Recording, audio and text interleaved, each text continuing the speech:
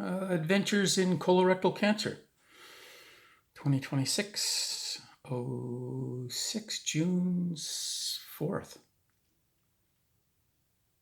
I've probably said this, but I think this bears repeating. So for the last 30 years, I was a high-end design engineer working for small companies. So I was it. Whatever I designed, I had to do whatever I could to make sure it could be built. It came in on time. I, basically don't be the critical path on a schedule. Risk mitigation is what a lot of my job was, and my part of the project could be anywhere from $100,000 to, I think the biggest one was $250,000. So for a small company, $250,000 in just parts is a lot of money.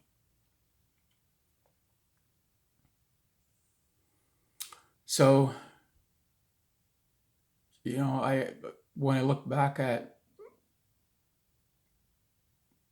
how I wound up here, ranges of emotions, right? Because like, well, if you're a design engineer, you should know better. But it's like risk mitigation. So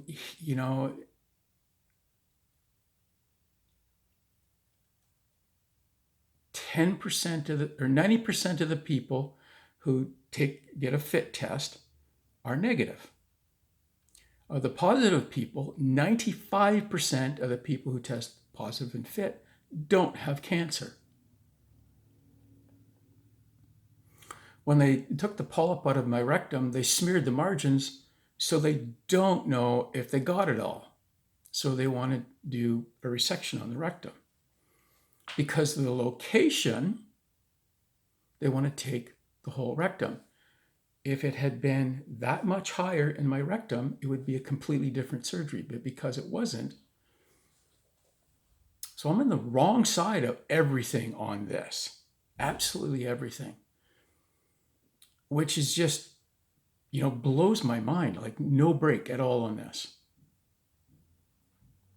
Which really can play with a guy's head, anyone's head. What did I do wrong? What could I do wrong? But it wasn't. I mean, just look at the numbers.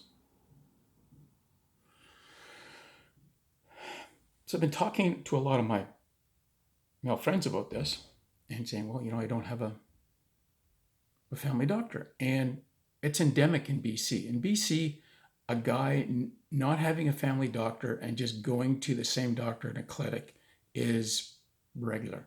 Partly because, let's get provocative, women regularly go for a pap smear. So when you're doing that, you want to know the doctors. They tend to want to get that. But we're guys. Unless it hurts, who cares?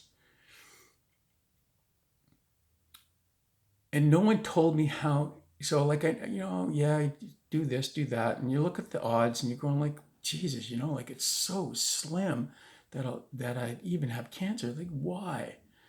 Why make all these appointments and then you wait and then you have to do this and then do that. And no one told me how easy it is to get a fit test in BC. So in British Columbia, guys, you call up any clinic and say, I want to get a fit test. I don't have a family doctor. They will give you a telephone appointment with any clinic doctor.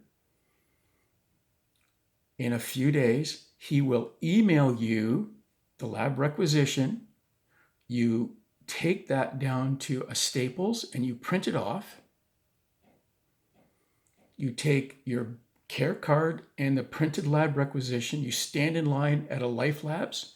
You walk up to the front counter. You hand them the requisition. You hand them the care card. They give you the kit for a fit test. And it's basically sticking a Q-tip in your poop. You put that back in the bottle. The next day, you stand in line again with the kit. You hand it in, and then that's it.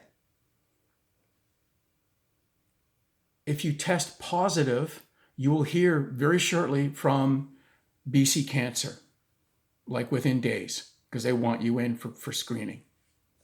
If you don't, you won't hear. That's how easy this was. Now then, I could really start beating myself up over shoulda, woulda, coulda if I'd done this. Um, I could go through this and I can reasonably, without any stretch, saying, no, I would have wound up here either way.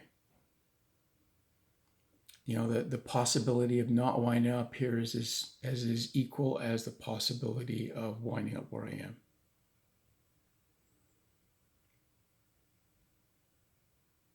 I could be convincing myself of this, but I mean, when I put on my engineer's hat and you think, well, so anyway, but guys, if you're like 45 or more and you haven't had a fit test, do it. It's only every 2 years. It is literally making a telephone appointment with any walk-in clinic, printing off the requisition form, walking into a Life Labs with the requisition form. They'll hand you the kit over the counter. The longest time you will spend doing this is standing in the line at Life Labs to get the kit, and then standing in line to turn the kit in. Because right now I'm looking at diapers for the rest of my life. So don't be me, okay? So make an appropriate life decision. You don't make any money, but you get good stories.